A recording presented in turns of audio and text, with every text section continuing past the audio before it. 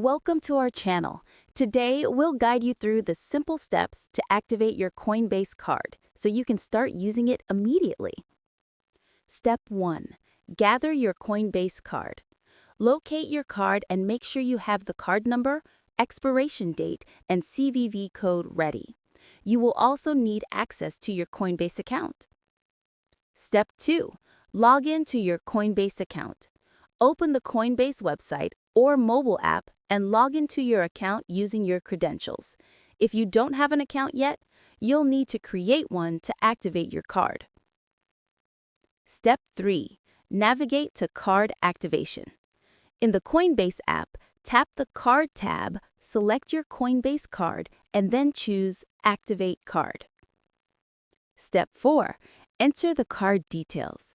Enter the required card information, including the CVV code, expiration date, and any other details requested. Follow the on-screen instructions to complete the activation process. Step 5.